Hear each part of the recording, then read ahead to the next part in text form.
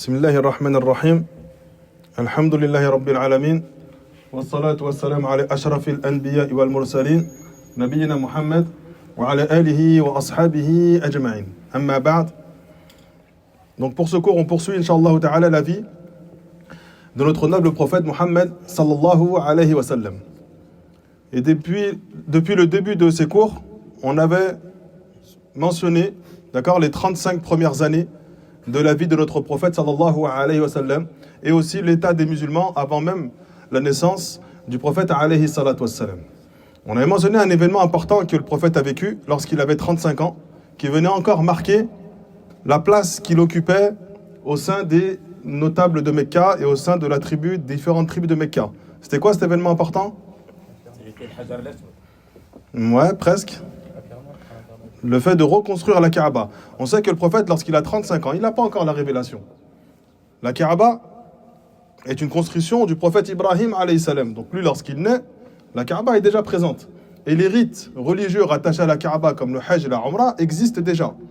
La seule chose qui est différente, et c'est la chose la plus importante, c'est qu'ils font le Hajj et la Umrah pour un autre qu'Allah subhanahu wa ta'ala et pour leurs différentes divinités.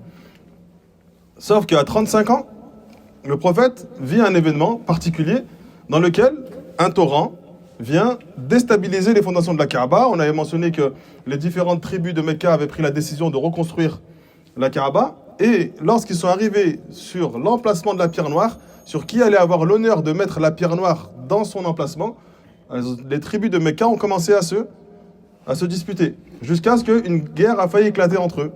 Ils étaient sur le point de faire couler le sang, et que celui qui gagne la bataille, celui qui gagne la guerre, alors c'est celui qui met la pierre noire à son emplacement.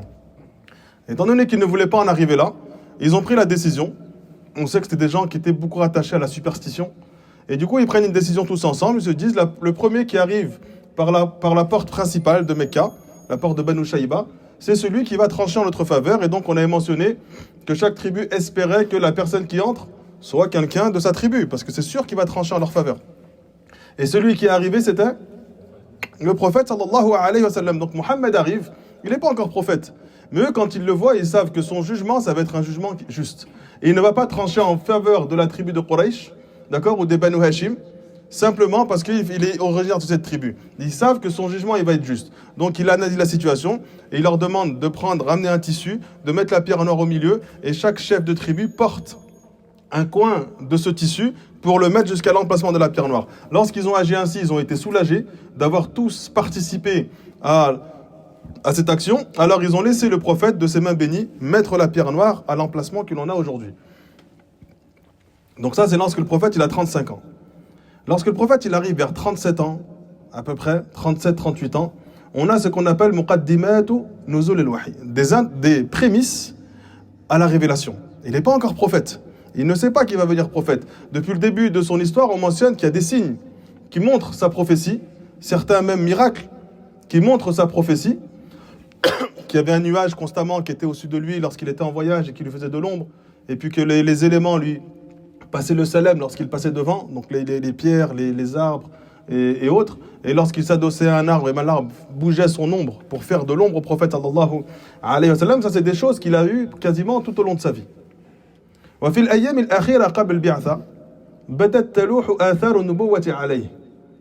فمن هذه العلامات والآثار, donc avant qu'il devienne prophète et avant que cette mission lui soit confiée, il y a eu des signes annonciateurs qui ont commencé à apparaître chez le messager d'Allah sallallahu alayhi wa sallam.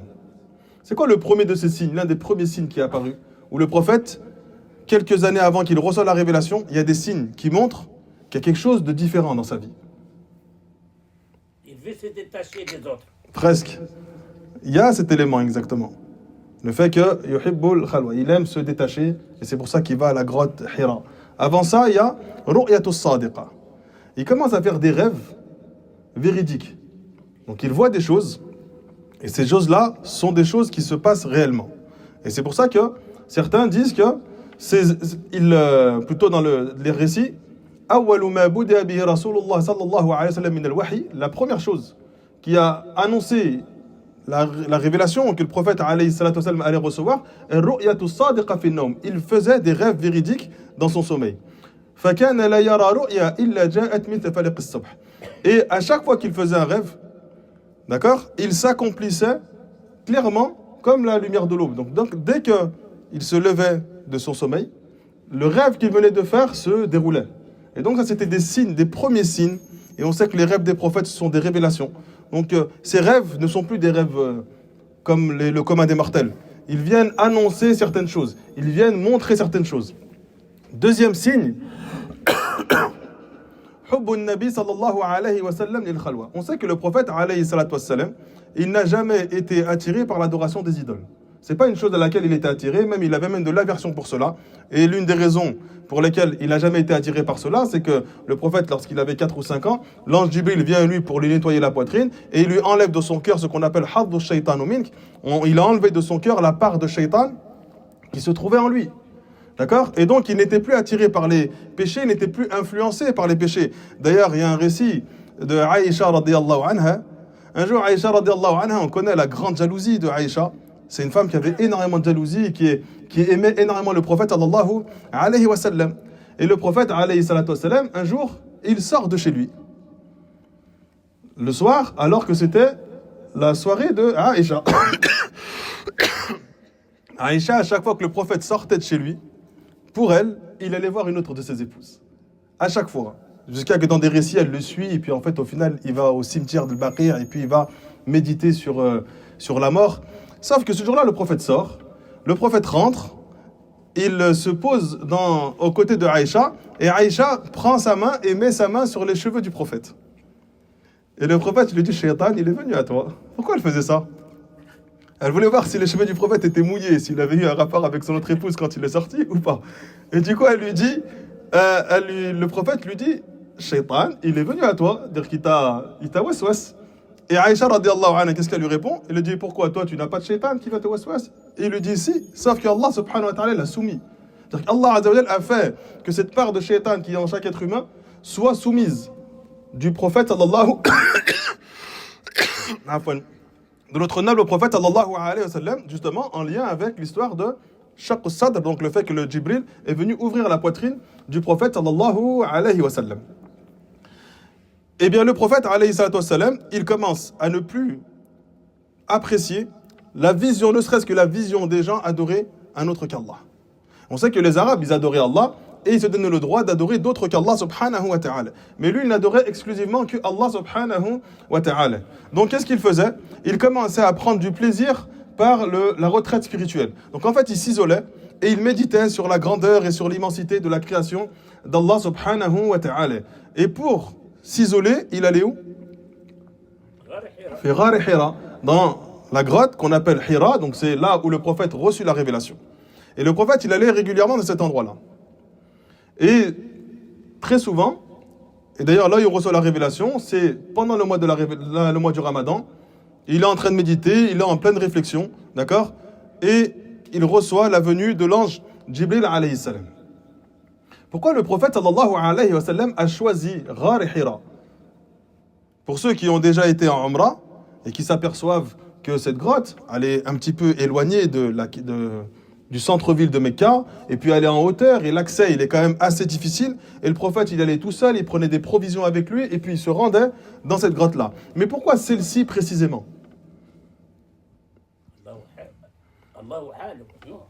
Pourquoi cette... Ahsanta. C'était une grotte en haut d'une montagne dans laquelle il méditait sur la grandeur et la création d'Allah subhanahu wa ta'ala, mais elle avait une particularité. C'est que de cette montagne-là, il voyait la Kaaba. Et on sait que le prophète, il avait un grand amour pour la Kaaba. D'ailleurs, c'est l'une des raisons pour laquelle, lorsqu'il est arrivé à Médine, Allah a changé la Qibla. Avant, il priait en direction de Bayt al-Maqdis. Donc quand il était à Mecca et qu'il reçoit la révélation et qu'il fait la prière, il prie en direction de Bayt al-Maqdis. Sauf que il faisait en sorte de se mettre face à la Kaaba, mais quand même en direction de Bayt al-Maqdis. Donc il avait quand même la satisfaction d'avoir la Kaaba en face de lui, même si l'orientation qu'il choisissait, c'était Bayt al-Maqdis. Mais quand il arrive à Médine, il ne peut plus s'orienter en direction de la Kaaba. Donc il lève son visage au ciel et Allah subhanahu wa ta'ala lui change. Donc il avait un grand amour pour la Kaaba. Ibn Abi Jumra, il naqal de Al-Hafid ibn Hajar dans le Fath al-Bari. Il dit: Al-hikmatu fi takhsisihi bit-takhalli fi ghar Hira D'accord? La raison pour laquelle le prophète sallallahu alayhi wa sallam s'isolait et choisissait la grotte de Hira, celui qui se positionnait sur cette montagne, dans cette grotte-là, il avait la possibilité de voir la Kaaba. Celui qui médite et qui se pose sur cette montagne, il peut réunir 3 adorations. Le fait de s'isoler et de méditer, donc de se dévouer dans l'adoration, et le fait de regarder la Kaaba. Là, on s'aperçoit que Al-Hafidh ibn Hajar, il a éventuellement l'avis que le simple fait de regarder la Kaaba, c'est une adoration. Et on sait que c'est un long sujet de divergence entre les gens de science. Et ce qui semble le plus juste, wallahu alam, que le fait de regarder la Kaaba n'est pas une adoration en soi. D'accord? Mais certains ulama, et notamment éventuellement Al-Hafidh ibn Hajar, il voit que le fait de regarder la Kaaba, c'est une adoration. Parce qu'il dit là, le prophète, le fait qu'il est dans cette montagne, il réunit 3 adorations. La méditation, la dévotion dans l'adoration, d'accord, et le fait d'observer la Kaaba. Et juste pour une petite parenthèse, c'est aussi un des avis qui dit que lorsque tu es face à la Kaaba, ton regard pendant la salat, c'est la Kaaba. Et c'est plus le mawdi' as-sujud, l'endroit où tu te prosternes. Si vous regardez des fois les imams de Mecca, quand ils font salat, ils n'ont pas les yeux en bas. Ils ont souvent les yeux levés. Puis les gens disent, ouais, mais pourquoi il n'y aura pas l'endroit où ils se prosternent? Éventuellement, il est possible qu'ils aient l'avis, eux, que face à la Kaaba, l'endroit que tu regardes, c'est la Kaaba. Donc il y a des avis religieux que quand tu es tu vois la Kaaba de tes yeux et que tu fais salat, c'est la Kaaba que tu regardes. L'avis le plus juste parmi les savants contemporains, Cheikh Al-Uthaymin rahimallahu ta'ala, il dit, il semblerait juste et plus authentique de regarder l'endroit dans lequel on se prosterne, qu'on soit face à la Kaaba ou pas. Mais ne soyez pas étonnés d'éventuellement parfois de voir autre chose chez certains imams de Mecca, parce qu'il est possible qu'ils aient cet avis-là. Taïb, le prophète, alayhi salatu wa salam, il s'isole dans cette grotte et il adore Allah azza wa jal. Ibn Hajar, il dit, ici on a une mas'ala usuliyya. Le prophète, il adorait Allah selon quelle législation?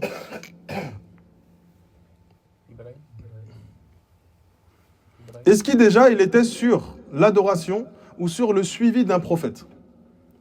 Ou est-ce que c'était naturel chez eux d'adorer et de reconnaître la supériorité d'Allah subhanahu wa ta'ala ou pas? Il suivait Ibrahim.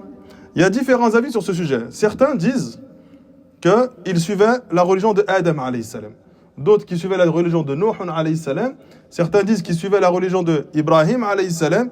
Et c'est cet avis-là qui est le plus juste et qui semblerait être le plus juste. Ittabi' millata Ibrahim hanifa. Et on sait qu'Allah, il répète ce suivi de Ibrahim régulièrement dans le Coran. Donc il semblerait que le prophète alayhi salatu wassalam, avant qu'il reçoive la révélation, il était déjà sur l'adoration, d'accord, des rites et des pratiques de Ibrahim alayhi salam. C'est pour ça que lui, il n'était pas orienté vers l'adoration d'un autre qu'Allah. Parce que Ibrahim a passé sa vie entière à essayer d'encourager les gens à adorer Allah subhanahu wa ta'ala seul et unique. Et quand il instaure les règles de la Umrah ou les règles du Hajj, il les instaure pour que le cœur se dirige exclusivement vers Allah azza wa jal. D'autres ulama vont dire qu'il suivait la voie de Moussa alayhi salam, certains vont dire qu'il suivait la voie de Isa alayhi salam, et d'autres vont dire qu'il suivait la voie de l'ensemble des prophètes qui consiste à adorer Allah subhanahu wa ta'ala seul et unique sans associé. Ala kulli hal, on sait que le prophète c'était un muwahhid, d'accord, à l'image de l'ensemble des prophètes, mais il semblerait qu'il a un attachement particulier avec le prophète Ibrahim alayhi salam. Et donc la première chose que le prophète a l'habitude de faire, c'est des rêves et ensuite de s'isoler. D'accord? Il restait pendant un temps dans cette grotte et là ensuite il redescendait. Lorsqu'il redescendait de la grotte, il faisait quoi? C'est quoi la première chose qu'il faisait lorsqu'il revenait de la grotte et qu'il allait pour rentrer chez lui? La première chose qu'il faisait, c'était tawaf. Donc le prophète, il médite pendant plusieurs jours. D'accord? Ensuite, une fois qu'il redescend, la première chose qu'il fait, il aime tellement la Kaaba, même quand il choisit une grotte où il peut voir de loin la Kaaba, il descend, il fait son tawaf, et une fois qu'il a fait ses 7 tours, il se dirige dans sa demeure. Et le prophète, alayhi salatu wasalam, et le prophète, alayhi salatu wasalam, prend cette habitude pendant 3 ans. Donc de 37 ans jusqu'à peu près 40 ans, il prend régulièrement l'habitude d'aller dans cette grotte, et de méditer et de contempler la grandeur et la perfection de notre Créateur, Allah subhanahu wa ta'ala. D'autres signes et prémices de la révélation. Taslimul hajari wa shajari ala nabi sallallahu alayhi wa sallam. Et il est rapporté dans Sahih Muslim, عن Jabir ibn Samura, que le prophète sallallahu alayhi wa sallam a dit إني لأعرف حجرا بمكة كان يسلم علي قبل أن أبعث إني لأعرفه الآن. À la Mecque, je connais une pierre particulière qui me saluait avant même que je ne sois envoyé comme prophète. Et aujourd'hui, j'arrive à la reconnaître encore aujourd'hui. Et dans d'autres récits, il est rapporté كنت مع النبي صلى الله عليه وسلم. Ali ibn Abi Talib dit كنت مع النبي. J'étais avec le prophète صلى الله عليه وسلم بمكة. فخرجنا في بعض نواحيها. Et on est sorti avec le prophète صلى الله عليه وسلم aux alentours de la ville, donc aux alentours de Mecca. Il dit فما استقبله جبل ولا شجر إلا وهو يقول السلام عليك يا رسول الله. À chaque fois qu'on passait devant une montagne ou qu'on passait devant un rocher, on entendait ces éléments dire Assalamu alayka ya Rasulullah, que la salut soit sur toi, ô messager d'Allah. Ibn Ishaq, il rapporte que lorsqu'Allah subhanahu wa ta'ala il prit la décision d'honorer son message, dans son messager, d'accord, et de faire de lui un prophète, et il lui a envoyé, comme on dit, de nombreux signes de prophétie. Et le prophète sallallahu alayhi wa sallam lui-même rapporte, il dit lorsque je marchais, j'entendais des éléments me dire Assalamu alayka ya Rasulallah, salut à toi, ô messager d'Allah. Alors je me tournais hawla al-Kaaba et je cherchais d'où venait ce bruit, an yaminihi wa an shimalihi wa khalfahu, et il cherchait aussi même derrière lui. فلا يرى إلا الشجر والحجار. La seule chose qu'il voyait, c'était des arbres et des pierres. Donc aucun être qui était susceptible de lui passer le salam. Et le prophète sallallahu alayhi wa sallam, il est resté dans cette situation pendant 3 ans, en entendant des gens lui passer le salam sans qu'il ne sache véritablement c'est quoi ou c'est qui, jusqu'à ce que Jibril vienne à lui et lui apporte la révélation. Et c'est l'une des raisons pour laquelle le prophète sallallahu alayhi wa sallam, lorsqu'il reçoit la visite de Jibril, lui, il a l'impression qu'il est touché par la folie. Parce que pendant 3 ans, il y a des événements particuliers qui lui arrivent dans sa vie. Et du coup, il a l'impression que son esprit, il est en train de perdre l'esprit. D'ailleurs, c'est pour ça qu'on va mentionner, quand il revient auprès de Khadija, il a l'impression de devenir fou. Alors qu'en fait, il vient de recevoir une révélation de la part d'Allah subhanahu wa ta'ala. Le Muslim, rahimahullah ta'ala, il rapporte un hadith de Ibn Abbas, qui dit « Aqama Rasulullah bi Mekkata 15 sana ». Le prophète, il est resté à Mecca 15 ans. Ça, c'est le récit de Ibn Abbas. Le prophète est resté à Mecca pendant 15 années. D'accord ? Yasma'u sawt, il entendait des bruits. Wa yara ad-daw 7 sinin, il entendait des bruits et il voyait une lumière, d'accord, pendant 7 ans. Wa la yara shay'a wa 8 sinin yuha ilayhi. Et pendant 8 ans, il a reçu la prophétie. Donc là, on s'aperçoit que le récit de Ibn Abbas, il dit que le prophète, il est resté à Médine à Mecca pendant 15 ans. Et le prophète, il est resté à Mecca combien de temps au final? Combien de temps? 13 ans. 13 ans avec la révélation. Donc en fait, le prophète, il est resté combien d'années à Mecca avant de faire la hijra? 53 ans, d'accord? Donc il reste 13 ans, 53 ans à Mecca. Dans ces 53 ans, il y a 13 ans où il reçoit la prophétie. Et ensuite, il part à Médine et il reste encore 10 ans à Médine. Donc le total de la prophétie, elle a duré combien de temps? 23 années. Donc le total du message que le prophète reçoit de la part d'Allah subhanahu wa ta'ala. Mais le chiffrage de Ibn Abbas, il est éventuellement que le prophète alayhi salatu wassalam, il a reçu des signes de la prophétie. Il voyait des sons, il voyait des lumières, il entendait des voix, il faisait des rêves. Et il dit que cela a duré à peu près pendant 7 ans. Nous, on a mentionné 3 ans, mais Ibn Abbas il dit qu'éventuellement cela a duré en fait chez le prophète sallallahu alayhi wa sallam pendant 7 ans. Il dit ensuite, il reçoit la révélation. Et cette révélation, à Mecca, il reste avec cette révélation pendant 8 ans. Alors qu'on sait que le prophète, il n'est pas resté 8 ans à Mecca avec la révélation. Il est resté combien de temps? Il est resté plus. Pourquoi il a dit que 8 ans? Il n'a pas compté les années où le prophète appelait les gens en cachette. Il a compté les années dans lesquelles le prophète a appelé ouvertement. Et on sait que le prophète, lorsqu'il reçoit la prophétie, pendant 3 ans, il appelle les gens en cachette. Il ne le fait pas ouvertement. Donc on est sur à peu près 12 ou 13 ans où le prophète sallallahu alayhi wa sallam reçoit et envoie et partage la révélation aux gens. Ala kulli hal. Le prophète alayhi salatu wa sallam lui-même, il dit, d'après Ibn Abbas, quand il s'adresse à Khadija, il lui dit Inni ara daw'an wa asma'u sawta. Il a dit, je vois des lumières. Quand je sors, je vois des lumières. Et j'entends des bruits. Wa inni akhsha an yakuna bi junun. Il a dit, je crains et j'ai peur d'être touché par la folie. Et Khadija radiallahu anha, c'est là où il lui dit qu'Allah, la yukhzik Allahu abada. Allah subhanahu wa ta'ala ne te délaissera jamais. Et Allah subhanahu wa ta'ala ne t'abandonnera jamais. Et Allah subhanahu wa ta'ala ne t'humiliera jamais. Donc elle connaissait tellement les caractéristiques et les qualités et le comportement parfait du prophète sallallahu alayhi wa sallam, qu'elle savait que ce que le prophète vivait n'était pas une humiliation ou un abandon de la part d'Allah subhanahu wa ta'ala.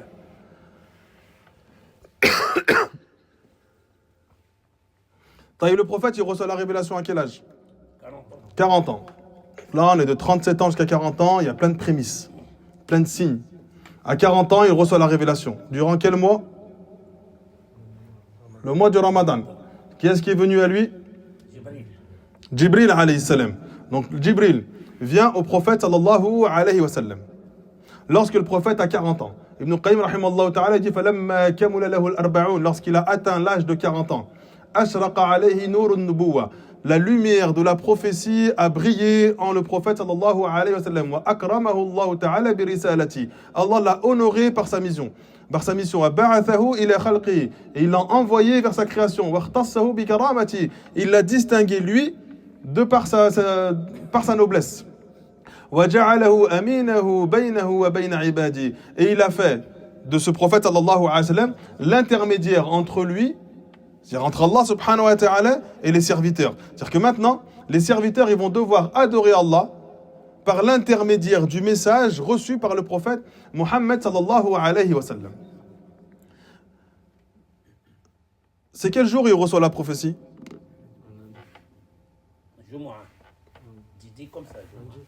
Un lundi. Yawm al-Ithnain, al-Sabi' ashar min Ramadan. Donc le lundi, 17e jour du mois de Ramadan, le prophète sallallahu alayhi wa sallam reçoit la révélation. Shahr Ramadan alladhi unzila fihi al-Qur'an, le mois de Ramadan au cours duquel le Qur'an a été descendu. Donc le début de la révélation a eu lieu pendant le mois du Ramadan.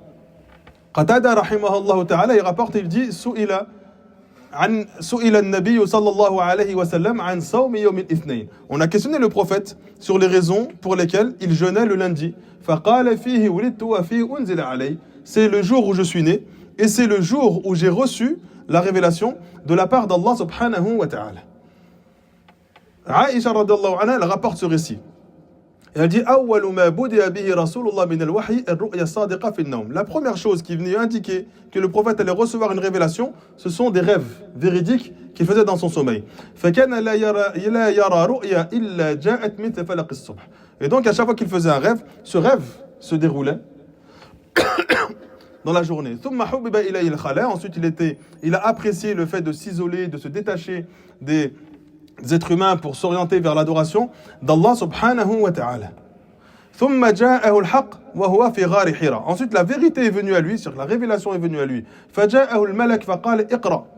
Et l'ange, il vient au prophète sallallahu alayhi wa sallam. C'est quel ange qui est venu? Jibril alayhi salam. Jibril lui dit Iqra, lis. Et le prophète il dit je ne sais pas lire. Le prophète il est illettré, il ne sait ni lire ni écrire. Donc il répond à Jibril ma ana biqari. Fa'akhadhani faghattani hatta balagha minni al-jahd. Donc il attrape le prophète, il serre le prophète jusqu'à étouffer le prophète sallallahu alayhi wa sallam. Thumma arsalani, ensuite il me relâche, il tombe au sol. Faqala iqra. Et le Jibril lui dit une nouvelle fois lis. Et le prophète répond la même formulation, ma ana biqari, je ne sais pas lire. Alors Jibril il fait ça une deuxième fois et une troisième fois, il agrippe et il serre le prophète jusqu'à ce que le prophète n'arrive plus à respirer, il a l'impression qu'il va mourir. D'accord? Et là, lorsque il est sur le point il est en train de suffoquer, il le lâche. Et là le prophète sallallahu alayhi wa sallam tombe au sol et Jibril lui dit iqra. Donc on voit que cette scène elle est extrêmement difficile pour le prophète sallallahu alayhi wa sallam. Et c'est là où après Jibril lui dit Iqra bismi rabbika alladhi khalaq. Lis au nom de ton Seigneur qui t'a créé. Khalaqal insana min alaq. Il a créé l'homme d'une adhérence. Iqra wa rabbuka al-akram. Lis au nom de ton Seigneur, d'accord, le très généreux. Alladhi allama bil qalam. Celui qui a enseigné chaque chose par la plume. Allama al-insana ma lam ya'lam. Il a enseigné à l'homme ce qu'il ne savait pas. Al-Hafid ibn Hajar il dit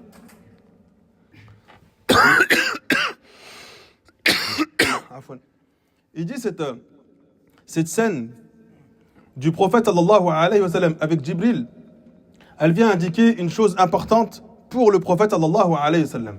Il dit peut-être que les raisons pour lesquels Jibril il a agrippé le prophète alayhi salatu wassalam à 3 reprises et qu'ensuite il l'a lâché, d'accord?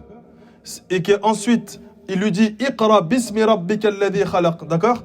Lis au nom de ton Seigneur qui t'a créé. Il dit c'est pour qu'Allah subhanahu wa ta'ala la taqra'uhu biquwwatika wa la ma'rifatik. C'est comme si Jibril était en train de lui dire lis au nom de ton Seigneur. Dire ni tu vas lire pas par ta force ni par ton propre savoir, mais par la puissance et l'aide et l'assistance de ton Seigneur Allah subhanahu wa ta'ala. Donc Allah c'est lui qui t'enseigne. De même c'est lui qui t'a créé. C'est lui qui a retiré de toi l'adhérence. C'est lui qui a enlevé ce sang avec lequel tu as été, qui a été utilisé pour justement que tu prennes vie dans le ventre de ta mère. C'est lui qui a retiré de toi cette influence du shaitan depuis ton enfance. Et c'est lui qui va t'utiliser pour que tu enseignes à sa communauté une chose que toi tu ne sais pas faire, c'est lire et écrire. Afin que les gens ne doutent pas du message du prophète sallallahu alayhi wa sallam. Il choisit l'être avec le cœur le plus pur. Pas celui qui est dans la société, celui qui est le plus intelligent, le plus éloquent, ou celui qui a les plus belles poésies. Non, il choisit celui qui a le cœur le plus pur. Pour montrer que l'intellect, c'est pas ça qui fait de toi un homme pieux ou pas. C'est la pureté de ton cœur. Et Allah subhanahu wa ta'ala a choisi un homme qui ne sait ni lire ni écrire pour lui apporter le plus beau et le plus parfait des messages, qui est le Coran. Et la sunna de notre prophète Muhammad sallallahu alayhi wa sallam. Il dit wa taqdir, c'est comme si Allah était en train de nous dire lasta biqa'irin bidhatik, tu n'es pas toi le lecteur par toi-même. C'est Allah subhanahu wa ta'ala qui t'aide à lire et c'est Allah subhanahu wa ta'ala qui t'aide à l'adorer, c'est Allah subhanahu wa ta'ala qui t'aide à partager, à propager le message de cette prophétie. Il dit wal hikmatu fil ghatti li idhar ash-shidda. La sagesse pour laquelle Jibril a serré fort le prophète sallallahu alayhi wa sallam, c'est pourquoi Jibril il serre fort le prophète? Quel message il veut lui faire passer? Sa révélation va être compliquée. Pour lui montrer que le message qu'il va recevoir, c'est un message qui est lourd à porter. Donc Jibril il vient, il serre le prophète jusqu'à ce qu'il étouffe, il est sur le point de mourir, et il le lâche, et à 3 reprises, pour qu'il comprenne que ce qu'il va recevoir comme révélation, c'est lourd à porter, c'est pas donné à n'importe qui. Et donc le prophète, il faut qu'il se prépare à vivre des choses extrêmement difficiles, parce qu'il est en train de porter la révélation d'Allah subhanahu wa ta'ala. Il dit tanbihan ala thiqal alqawl alladhi sayulqa ilayhi falamma dhahara annahu sabara ala dhalika ulqiya ilayhi. Il dit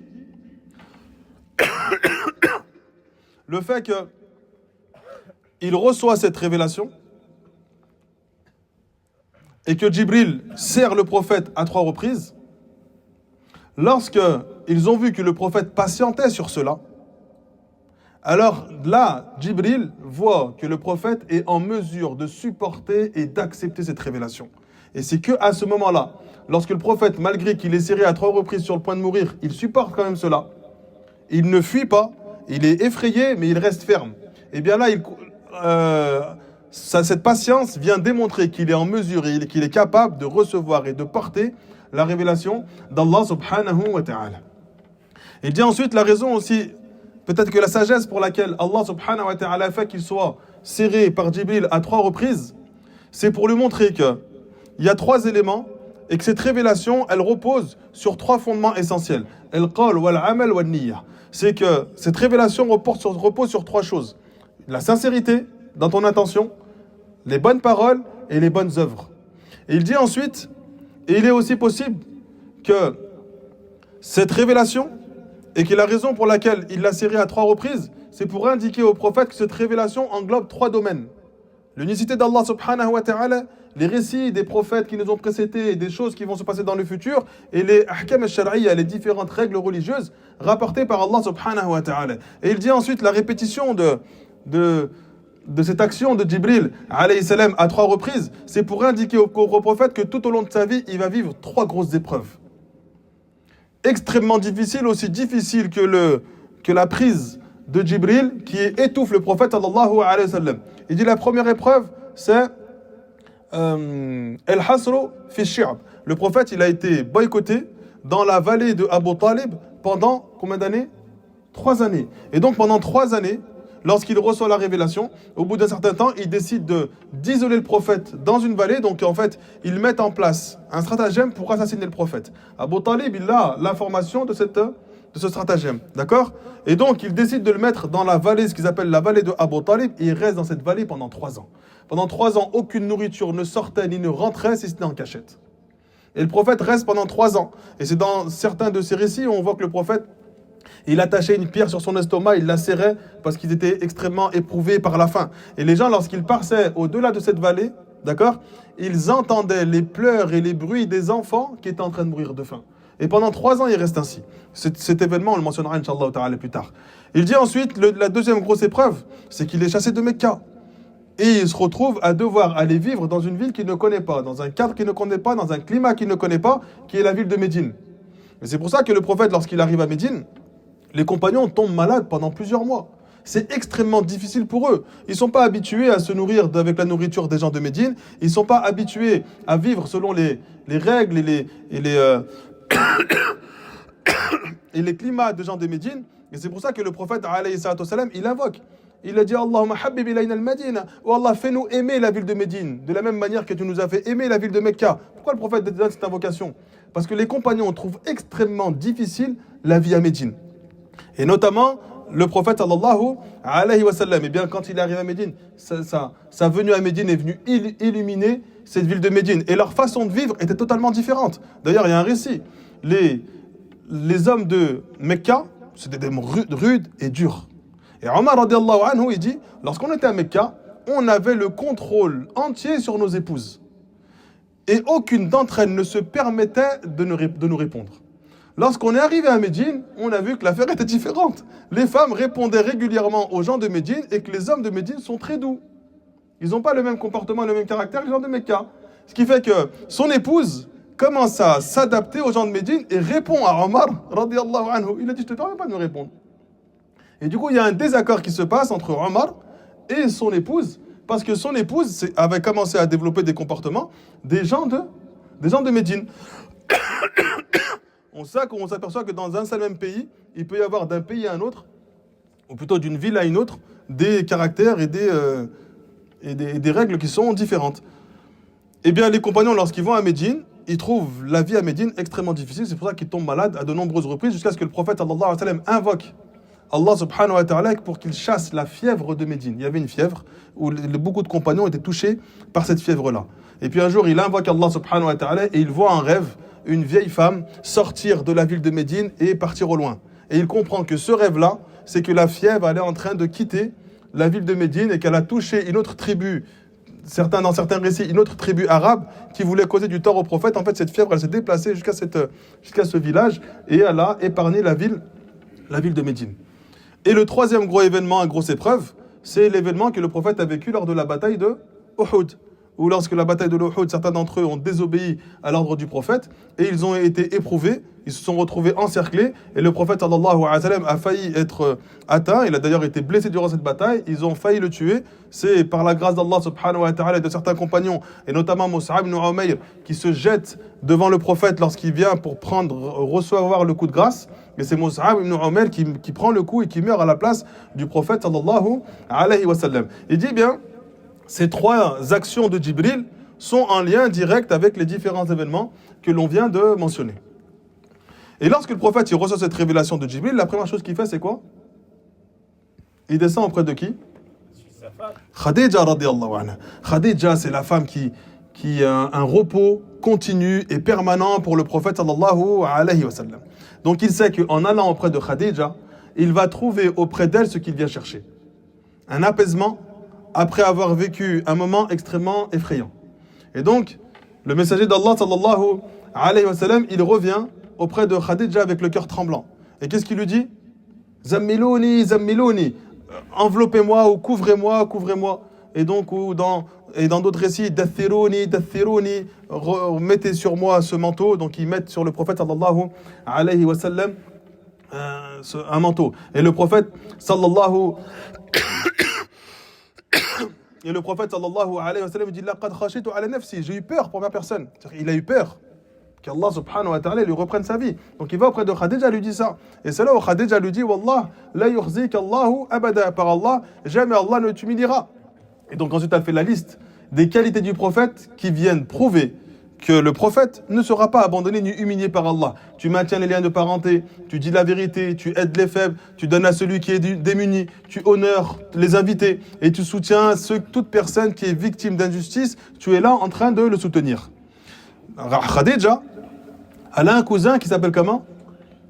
Comment il s'appelle le cousin de Khadija? Waraqa ibn Nawfal, ibn Asad ibn Abd al-Uzza. Ou plutôt c'est l'oncle paternel. C'est le cousin, c'est le fils de son oncle paternel. Donc c'est le cousin de Khadija. Cet homme, il s'était fait chrétien.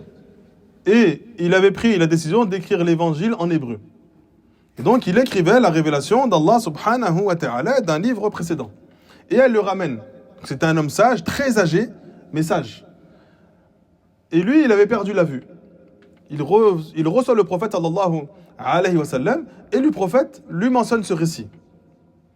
Et Waraqa ibn Nawfal, lui, il est en train d'écrire la révélation. Et il lui dit, ce que tu es en train de vivre, c'est l'ange de la révélation qui est venu à toi.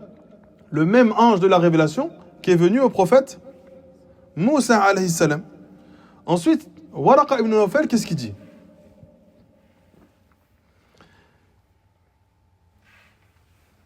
Il dit au prophète sallallahu alayhi wa sallam, Laytani akunu hayyan idh yukhrijuka qawmuk. Si seulement, il dit, si Allah me permet de vivre, après que tu reçois d'autres révélations, je serai parmi tes suiveurs. Et il lui dit ensuite, si seulement je pouvais être vivant lorsque ton peuple va te chasser. Et le prophète, il est étonné. Il dit, est-ce que mon peuple va véritablement me chasser? Donc il est étonné, il est perturbé par cette information que Waraqa ibn Nawfal est en train de lui donner. Et Waraqa ibn Nawfal a dit, il n'y a pas un homme qui est venu avec ce quoi tu vas venir sans qu'il soit pris pour ennemi. Et si j'arrive à vivre jusqu'à ce moment-là, alors je vais te secourir d'un secours extrêmement puissant. Donc il informe au prophète sallallahu alayhi wa sallam qui va essayer de donner beaucoup d'énergie au secours du prophète sallallahu alayhi wa sallam. Mais Allah subhanahu wa ta'ala fait mourir Waraqa ibn Nawfal avant que le prophète reçoive une deuxième révélation. Et dans ce récit, Ibn Qayyim rahimallahu ta'ala, il dit la parole de Khadija, Wallahu la yukhzik Allahu abada. Il dit Khadija alimat بكمال عقلها وفطرتها أن الأعمال الصالحة والأخلاق الفاضلة والشيم الشريفة تناسب أشكالها من كرامة الله. Elle savait de par sa raison saine et sa nature saine que quelqu'un qui fait des œuvres pieuses, qui a un comportement honorable et qui a des caractéristiques parmi les caractéristiques les plus nobles, ne peut recevoir en contrepartie que de l'honneur et de la noblesse venant d'Allah subhanahu wa ta'ala. Wa ta'yidihi wa ihsanihi. Cet être-là, il est forcément soutenu, d'accord, et protégé par Allah subhanahu wa ta'ala. Wa la tunasibul khizya wal khudlan. Et il ne convient pas à un homme pieux et vertueux qui fait des œuvres bonnes d'être trahi et abandonné et délaissé par Allah subhanahu wa ta'ala. Wa innama yunasibu addaduha. Mais ce qui convient à cet homme-là, c'est de recevoir l'opposé, un soutien un des effectifs de la part d'Allah subhanahu wa ta'ala. فَمَنْ رَكَّبَهُ اللَّهُ عَلَى أَحْسَنِ الصِّفَاتِ. Celui qui reçoit de la part d'Allah les plus nobles caractéristiques, وَأَحْسَنِ الْأَخْلَاقِ, et les plus beaux comportements, وَالْأَعْمَالِ, et les plus belles œuvres, إِنَّمَا يَلِيقُ بِهِ كَرَامَتُهُ وَإِتْمَامُ نِعْمَتِهِ عَلَيْهِ. Lui, il lui convient de recevoir de la part d'Allah les plus belles des noblesses et qu'Allah subhanahu wa ta'ala est parfait sur ce serviteur les plus beaux bienfaits. Il dit ensuite, Al-Hafid ibn Hajar, pourquoi le prophète sallallahu alayhi wa sallam a été étonné que son peuple va être amené à le chasser? Pourquoi le prophète il est étonné? Waraqa ibn Nawfal il a dit, si seulement je pouvais être vivant le jour où ils te chasseront. Là il vient à peine de recevoir la révélation, il ne sait même pas encore véritablement qu'est-ce qui lui arrive. Et il dit, est-ce que mon peuple va me chasser? Sa préoccupation première c'est de se dire, pourquoi mon peuple vient me chasser? Pourquoi le prophète il s'interroge comme ça? Naam. Il dit استبعد النبي أن يخرجوه لأنه لم يكن فيه سبب يقتضي الإخراج. Le prophète, il a été étonné de voir que son peuple va le chasser parce qu'il n'avait aucune cause en lui qui pouvait laisser croire que son peuple détestait et que son peuple allait le chasser. لما اجتمع عليه من مكارم الأخلاق. Grâce aux nombreux bons comportements et bonnes caractéristiques qu'il avait en lui, التي تقدمت من خديجة وصفها, ce qui a été mentionné justement par Khadija radiyallahu anha. Il dit ça, c'est la première raison. Il était tellement bon pour lui c'était pas possible que les gens chassent le prophète sallallahu alayhi wa sallam parce que c'était l'homme le plus aimé. ويحتمل أن يكون انزعاجه كان من جهة خشية فوات ما أمله من إيمان قومه بالله عز وجل وإنقاذهم من ضرر الشرك وأدناس الجاهلية ومن عذاب الآخرة وليتم له المراد من رساله إليهم ويحتمل أن يكون انزعج من الأمرين معا. Il dit l'autre raison pour laquelle le prophète il a été étonné, c'est que là, il a réalisé qu'il devient un prophète. Sauf qu'en fait, à aucun moment, il s'est dit que eux n'allaient pas accepter son message. Pour lui, c'était pas possible. C'était l'homme le plus digne de confiance, l'homme le plus véridique. À chaque fois qu'il parlait, il était écouté. À chaque fois qu'il donnait un conseil, il était entendu. À chaque fois qu'il prenait une décision, les gens suivaient cette décision. Donc le prophète sallallahu alayhi wa sallam était la personne la plus aimée. Et donc lui, il avait espoir que son peuple ait foi en Allah, que son peuple soit délivré du mal du shirk, que son peuple soit délivré des souillures de l'ignorance, du châtiment d'Allah subhanahu wa ta'ala. Il pense que son peuple allait accomplir pleinement l'objectif de sa mission, qui était d'adorer Allah subhanahu wa ta'ala. Il dit ensuite, Ibn Hajar, il est posé que c'est les deux raisons. Et il pensait que son peuple allait accepter le message. Et deuxièmement, pour lui, c'était impossible, grâce à ce qu'il représentait à Mecca, que les gens se mettent à le chasser. Et qu'il se retrouve au final sans aucun allié. Ensuite, le prophète, il sort de chez Waraqa ibn Nawfal, donc il retourne chez lui. Et après, il se passe quoi? Qu'est-ce qui se passe après?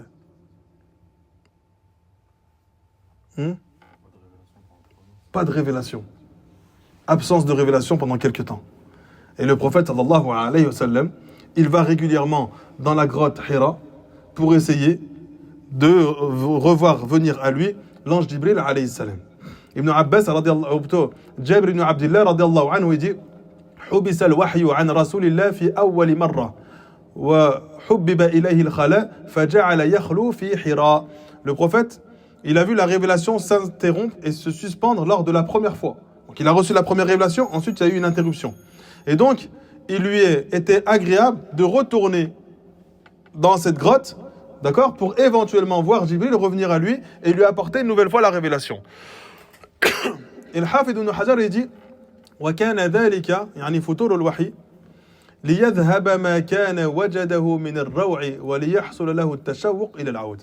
Pourquoi Allah subhanahu wa ta'ala a décidé que pendant un certain laps de temps, le prophète ne reçoit pas de nouvelles révélations?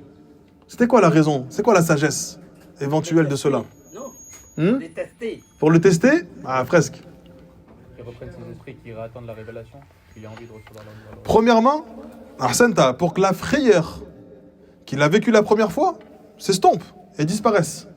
Et deuxièmement, pour que naisse en lui le désir ardent de voir le retour de Jibril.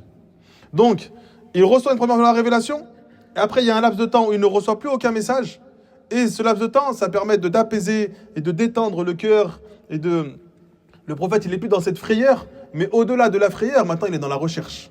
Il veut recevoir une nouvelle révélation, c'est pour ça qu'il retourne à chaque fois dans la grotte, et une fois qu'il reçoit cette nouvelle révélation, plus jamais il n'a été rapporté qu'il est remonté dans cette grotte, ni lui, ni même les compagnons. C'est pour ça que ceux qui éventuellement vont en Arabie Saoudite, il leur est pas demandé de monter dans cette grotte, parce que c'est pas une action que le prophète sallallahu alayhi wa sallam est venu renouveler. Par contre, il y a un récit qui a été rapporté par Al-Bukhari. Al-Bukhari, il rapporte ce récit de Az-Zuhri. Mais ce récit, il est faible. Zuhri, il dit حتى حزن النبي فيما بلغنا حزنا غدا منه مرارا كي يتردى من رؤوس شواهق الجبال. Le prophète alayhi salatu wassalam, après avoir reçu cette première révélation Iqra bismi rabbika alladhi khalaq, Il est touché d'une grande tristesse lorsqu'il voit que cette révélation s'interrompt. Il dit, il a tellement été accablé et qu'il a eu une profonde tristesse au point qu'à plusieurs reprises, il a eu l'intention de se jeter du sommet de la montagne. Et à chaque fois qu'il arrivait au sommet de la montagne et qu'il se mettait sur le point de se jeter, comme si le prophète voulait se suicider, l'ange Jibril venait à lui et il disait, Ya Muhammad, innaka rasulullahi haqqa. Oh Muhammad, tu es certes le véritable messager d'Allah. Fayaskunu li dhalika ja'shuhu. Et par cette parole de Jibril, ja'shuhu, c'est son âme, son cœur est apaisé par la parole de Jibril alayhi salam. Et à chaque fois qu'il veut recevoir la révélation, qu'il ne la reçoit pas, il va dans la montagne et il met l'intention de se jeter. Donc ça, c'est un récit qui est rapporté et qui se trouve dans Al-Bukhari. Sauf que Hafid al-Muhadar, il dit Hada min balaghat az-Zuhri. C'est partie des transmissions indirectes de Zuhri, d'accord? Et il ne peut pas être relié, c'est pas une chaîne de transmission qui est continue. Donc on peut pas l'attribuer au prophète sallallahu alayhi wa sallam.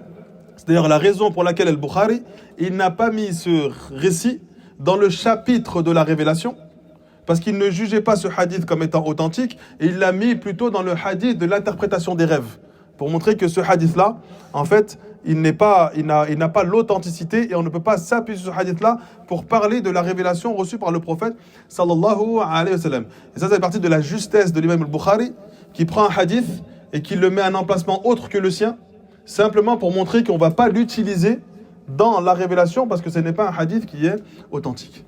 Mais la révélation, elle s'est interrompue pendant combien de temps? Combien? 40 jours. 3 ans. 3 années. Qui dit autre chose? Il y a plusieurs avis. L'un des premiers avis, c'est que cette révélation, elle s'est interrompue pendant 2 ou 3 ans. Mais cet avis, les ulama disent qu'il est absolument pas recevable. Parce qu'il ne va pas déjà... Dans la chronologie, il y a une incohérence. Donc c'est pas recevable que le prophète il reçoit Iqra bismi rabbika alladhi khalaq et que pendant 3 ans, il ne reçoit aucune révélation. Et donc ce qui est le plus proche de la vérité, wallahu a'lam, c'est que ça a duré quelques jours jusqu'à 40 jours. C'est les récits qui sont le plus souvent mentionnés. C'est-à-dire qu'il y en a, ils disent que ça a duré que quelques jours. Et pendant ces quelques jours, le prophète il a eu le temps de se calmer et d'aller convoiter encore une fois la recherche de la révélation. Et d'autres mentionnent que ça a duré quasiment jusqu'à 40 jours, cette interruption. Ala kulli hal. La deuxième révélation, il la reçoit où? Il la reçoit quand? Et il reçoit quoi? Première révélation, Iqra bismi rabbika alladhi khalaq. Deuxième révélation, c'est quoi?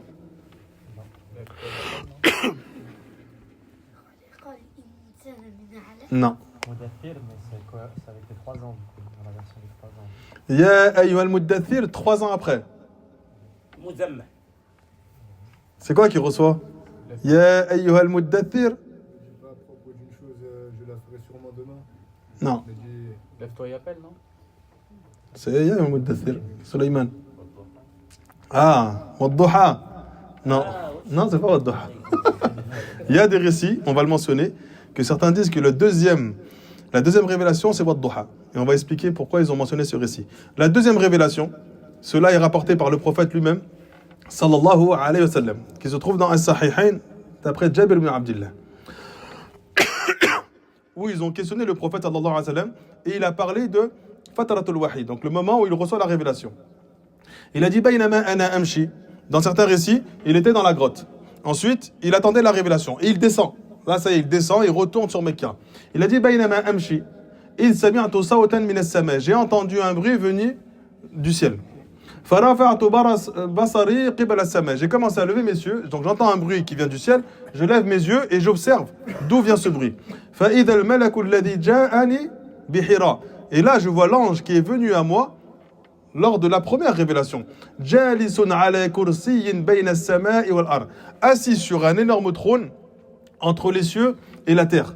Fafaza'tu minhu. J'ai été effrayé jusqu'à ce que le prophète tombe au sol, tellement il est effrayé par la grandeur de Jibril alayhi salam. Faqultu فأنزل الله عز وجل يا أيها المدثر. Ô celui qui est revêtu d'un manteau. Pourquoi Allah il l'appelle comme ça?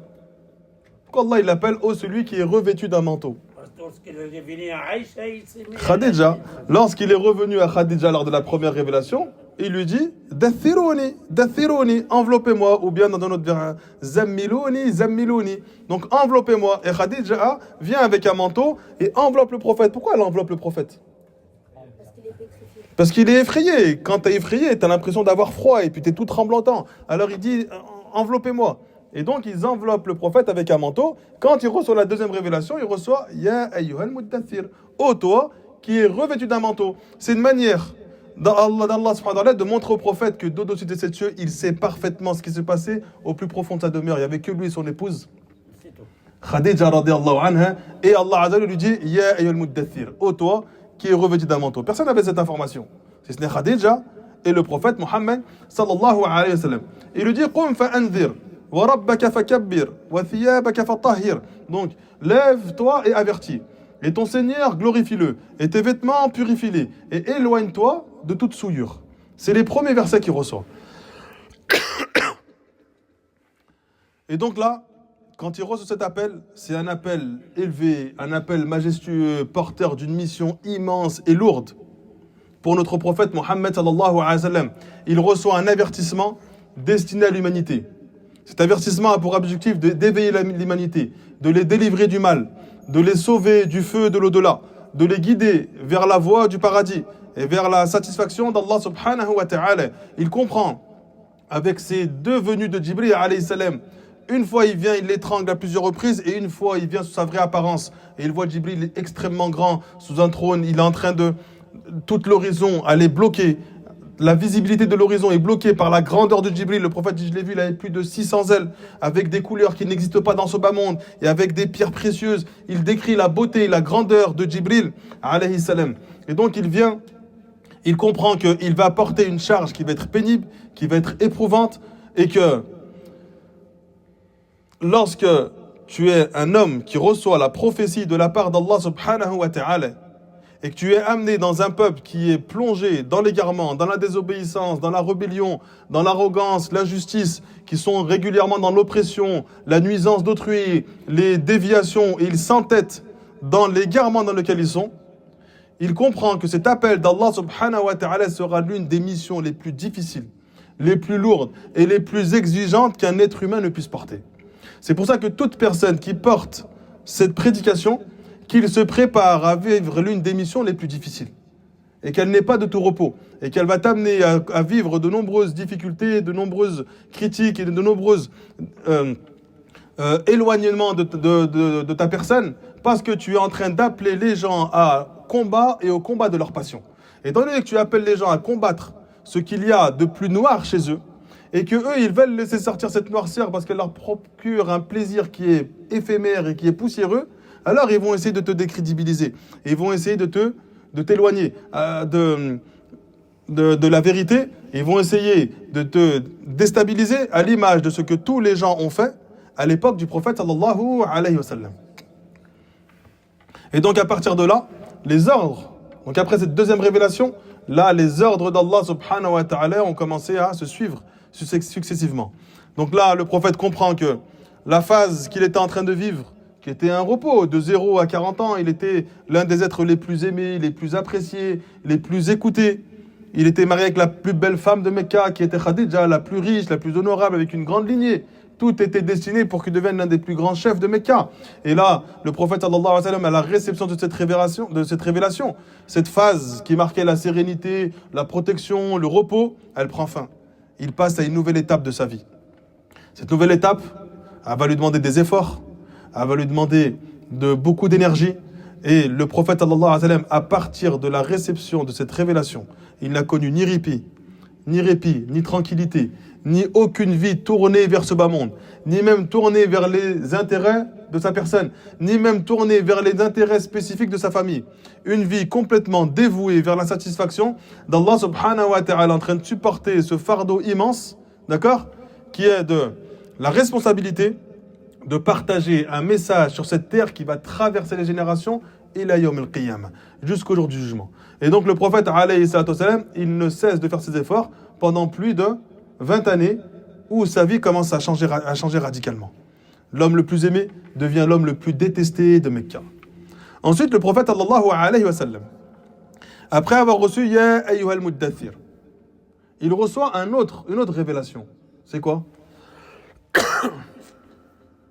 reçoit. Est-ce que c'est dans l'ordre de José Ammar? Il reçoit quoi comme nouvelle révélation? Il reçoit. Ya ayyuhal muzammil. Ya ayyuhal muzammil. Qum al-layla illa qalila. Ô toi qui es enveloppé de ton manteau, lève-toi pour prier la nuit. Le prophète, alayhi salatu wassalam, il reçoit l'ordre de prier les 5 prières 10 ans après le début de la révélation. Comment Allah Azza wa Jal, dans les premiers versets qu'il lui envoie, il lui demande de prier?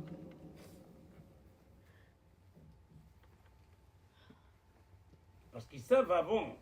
Et lui, l'autre verra. Les gens, ils ont l'habitude de dire, oui, mais regarde le prophète, Allah Azza wa Jal lui a laissé le temps, il lui a envoyé l'ordre de la prière 10 ans après le début de la révélation, donc il ne faut pas nous presser à prier, il faut prendre le temps, il faut mettre son cœur dans l'immensité d'Allah subhanahu wa ta'ala. C'est vrai en soi. Mais comment ce verset-là, il vient contredire tes propos? Les premiers versets, Iqra bismi rabbika alladhi khalaq, Ya ayyuhal muddathir, Ya ayyuhal muzammil, c'est le début là. On est encore dans les premiers jours presque de la révélation.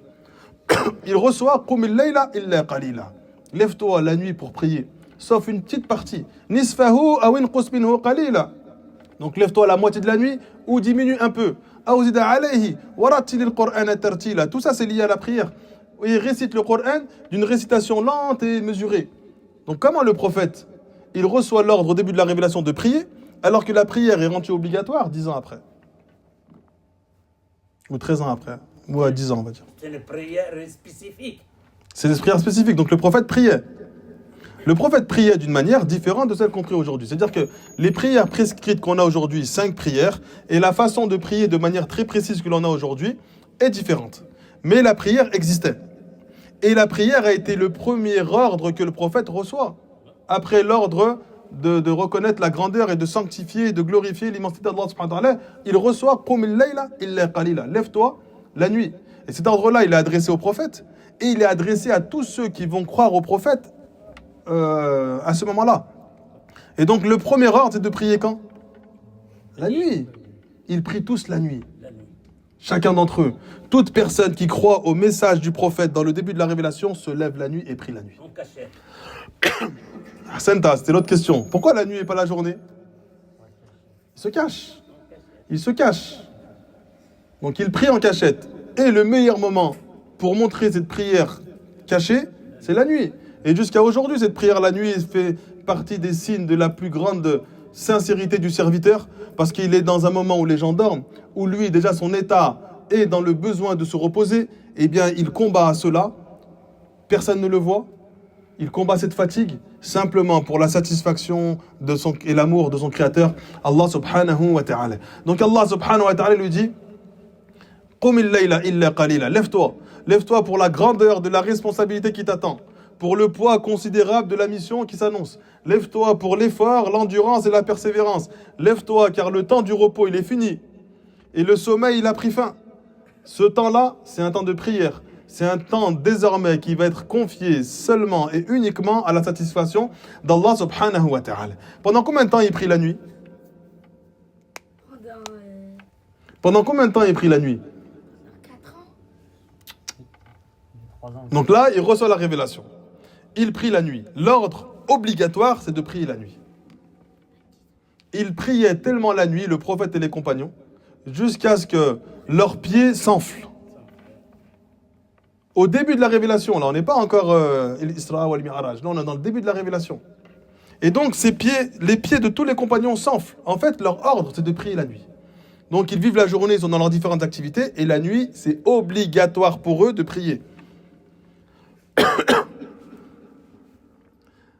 Donc, ils prient pendant combien de temps comme ça? On peut dire 3 ans. Une année entière. Pendant un an entier, ils ont pour ordre de prier toute la nuit. Ou une partie de la nuit. En tout cas, ils ont pour ordre de prier. Sauf que Al-Muzammil, elle ne descend pas directement, cette sourate. Il y a des premiers versets qui descendent, et le reste de la sourate descend au fur et à mesure, jusqu'à ce qu'Allah subhanahu wa ta'ala, après un an, il envoie فَقْرَأُوا مَا تَيَسَّرَ مِنَ الْقُرْآنِ عَلِمَ أَنْ سَيَكُونَ مِنْكُمْ مَرْضَى. Récitez donc ce qui vous est facile du Coran. Il sait qu'il y aura parmi vous des malades. Et donc, dans certains récits, certains compagnons étaient très fatigués. Et donc, ils n'ont pas pu prier. Et c'était difficile pour eux d'obéir à l'ordre d'Allah tout en étant fatigués et malades. C'est pour ça qu'Allah subhanahu wa ta'ala dit maintenant, récitez ce qui vous est facile du Coran. Allah sait qu'il y a parmi vous des gens qui sont malades et qui sont fatigués. Donc après 1 an, l'ordre n'est plus dans l'obligation, mais ça devient un acte méritoire. 1 an après le début de cette révélation, il reçoit un autre verset pour dire que maintenant, vous n'êtes plus obligé de prier la nuit. Vous, c'est méritoire, celui qui le fait, c'est bien. Celui qui le délaisse, il n'est pas dans la désobéissance d'Allah subhanahu wa ta'ala. Et Aïcha radiallahu anha, on l'a questionné sur cela. On lui a dit, Akhbirini an qiyami rasulillah, informe-nous sur la prière nocturne du prophète. فقالت ألست تقرأ يا أيها المزمل. Et la Aïcha radiallahu anha, elle dit à Saïd ibn Hisham qui lui pose la question, elle a dit, t'as pas lu la sourate Ya ayyuhal muzammil? Il lui dit, bala. Elle a dit ensuite, فإن الله عز وجل افترض قيام الليل في أول هذه السورة. Allah, il a rendu obligatoire la prière de nuit au début de cette révélation. عفوا au début de cette sourate. فقام نبي الله صلى الله عليه وسلم وأصحابه حولا. Le prophète صلى الله عليه وسلم ainsi que ses compagnons ont appliqué cet ordre حولا, c'est-à-dire une année entière. وأمسك الله خاتمتها 12 شهرا في السماء. Et Allah, il a gardé la fin de cette sourate pendant une année complète dans les cieux. C'est-à-dire qu'il n'a pas envoyé la révélation de la suite de la sourate. حتى أنزل الله عز وجل في آخر هذه السورة التخفيف. Jusqu'à ce qu'Allah envoie, après cette première année, vers la fin de cette sourate qui vient annoncer التخفيف, l'allègement de ce jugement d'Allah subhanahu wa ta'ala. فصار قيام الليل تطوعا بعد فريضة. La prière de nuit est devenue, à partir de là, un acte volontaire, un acte méritoire, après qu'il soit rendu obligatoire. Et certains ulama, ils ont divergé, ils ont dit que l'acte méritoire concernait essentiellement les compagnons, mais qu'il était resté obligatoire pour le prophète Muhammad sallallahu alayhi wa sallam. Par contre, on a un récit de Ibn Ishaq qui vient rejoindre. Ça y est? Khalas, on va finir avec ça. On finit avec ça, après c'est bon. On a un récit de Ibn Ishaq qui vient appuyer la parole de Sulaiman, qui dit que il dit ثم فتر الوحي عن رسول الله فترة من ذلك حتى شق ذلك عليه فحزن. Donc il dit la révélation après اقرأ باسم ربك الذي خلق. Il y a eu un temps où la révélation s'est interrompue comme on l'avait mentionné. فجاءه جبريل بسورة الضحى. Et que Jibril est venu à lui avec la sourate الضحى. Ça, ce récit vient indiquer que la deuxième révélation, ce n'est pas Ya ayyuhal muddathir, c'est Wadduha. Mais ce récit ne semble pas des plus authentiques. Surat Ad-Duha, elle est venue bien plus tard. Et là, ce récit, il est venu dans Al-Bukhari wa Muslim, donc dans une chaîne de transmission beaucoup plus authentique, qui nous explique les raisons de la révélation de Surat Ad-Duha. Et Ishtaka Rasulullah, falam yaqum laylatan aw thalatha. Le prophète, alayhi salatu wassalam, il est tombé malade. D'accord? Et il n'a pas pu se lever pendant 2 ou 3 jours. Il n'a pas pu se lever de où? De la prière nocturne, pour la prière nocturne. Ce qui vient indiquer qu'il avait déjà reçu l'ordre de la prière nocturne et qu'un jour il est tombé malade, le prophète et certains compagnons, et pendant 2-3 jours, il ne prie pas. Et une femme vient à lui. Elle le dit à Muhammad. Donc le prophète, il reçoit la révélation, il prie la nuit, et une femme vient au prophète sallallahu alayhi wa sallam. Il dit Inni la arju an yakuna shaytanuka qad tarakak. Il a dit j'espère que ton shaytan il t'a délaissé. Alors, elle a vu qu'en fait pendant 2-3 jours il ne se levait plus la nuit pour prier. Lam arahu qarabaka mundu laylatayn aw thalatha. Je le vois pas t'approcher depuis 2-3 jours. Ça fait 2-3 jours qu'on ne voit pas la lumière allumée en train de prier ou on n'entend pas ta voix à travers les maisons. فأنزل الله عز وجل والضحى والليل إذا سجى ما ودعك ربك وما قلى. Donc Allah subhanahu wa ta'ala révèle par le matin clair et par la nuit lorsqu'elle devient calme, ton Seigneur ne t'a ni abandonné ni détesté. C'est qui cette femme qui a dit ça au prophète? Oui, mais c'était qui? C'est qui cette femme qui a dit ça au prophète? J'espère que ton shaitan t'a abandonné. Ça fait 2-3 jours, on ne voit plus prier. Et donc elle dit ça au prophète sallallahu alayhi wa sallam. Jamil. C'est qui Jamil? مرت لهب أبو لهب. Umm Jamil el-Awra bint Harb. C'est la sœur de Abu Sufyan ibn Harb, qui est l'épouse de Abu Lahab. Abu Lahab, c'est qui? L'oncle paternel du prophète sallallahu alayhi wa sallam. وكانت هذه المرأة تمشي بالنميمة بين الناس. Cette femme, Jamil, elle était connue pour propager de nombreuses médisances et de nombreux colportages au sein des tribus de Mecca. وكانت تعير رسول الله بالفقر. Et elle avait l'habitude de se moquer du prophète à cause de sa pauvreté. ثم كانت مع كثرة مالها تحمل الحطب على ظهرها لشدة بخلها. Cette femme, elle était riche. C'est la femme de Abu Lahab. D'accord? Jamil, elle est connue pour sa beauté. Abu Lahab, il est connu pour sa beauté. D'accord? C'est les chefs de Mecca, c'est des gens riches. D'ailleurs, Abu Lahab, à chaque fois qu'il y avait une bataille, il n'allait jamais combattre. Il payait des gens pour aller combattre à sa place. Et donc, ils allaient combattre en son nom. Et après, la réputation lui revenait à lui, alors que lui, il n'était même pas allé combattre. Et donc, cette femme, elle était riche. Mais elle était extrêmement avare. C'est pour ça que Allah subhanahu wa ta'ala, lorsqu'il révèle Tabbat yada abi lahabin wa tab, ma aghna anhu maluhu wa ma kasab, ton argent ne te sera profitable en rien le jour de la résurrection. Pourquoi Allah dit ton argent ne te sera profitable en rien? Dans ce bas monde, tu utilises ton argent pour faire croire que c'est toi qui vas aux batailles et que tu envoies des gens à ta place, mais l'homme al-qiyamah, tu pourras envoyer personne au châtiment à ta place. D'accord? Ma aghna anhu maluhu wa ma kasab, sayasla naran ذات لهب, il sera touché par le châtiment d'Allah subhanahu wa ta'ala. Wa mara'atuhu hammalat al-hatab. Et ton épouse est celle qui porte le bois sur son dos. Elle était riche, mais elle était tellement avare qu'elle faisait les tâches des esclaves et des servants. Pas par grandeur d'âme et par humilité. Non, parce qu'elle ne voulait pas dépenser de son argent pour les servants. Et donc Allah subhanahu wa ta'ala, quand il la décrit, il ne la décrit pas comme une femme extrêmement belle, extrêmement riche et honorable de Mecca. Il la décrit comme étant une esclave et une servante. C'est pour ça que quand le prophète reçoit cette révélation, elle se dirige vers le prophète et elle insulte le prophète parce que Allah subhanahu wa ta'ala, la blâmer dans le Coran. Fi jidiha hablun min masad. D'accord? Et en enfer, elle portera également ce châtiment d'Allah subhanahu wa ta'ala autour de son cou. Elle était connue aussi pour mettre, lorsque le prophète sortait de chez lui, elle mettait beaucoup de ronces et d'épines devant la maison du prophète pour qu'il, lorsqu'il sort de chez lui, eh bien il se fait mal aux pieds à cause de ce qu'elle faisait contre le prophète Mohammed sallallahu alayhi wa sallam. Ila huna subhanaka Allahumma wa bihamdik la ilaha illa anta astaghfiruka wa atubu ilayk. On continuera la semaine prochaine inshallah ta'ala. بارك الله فيكم.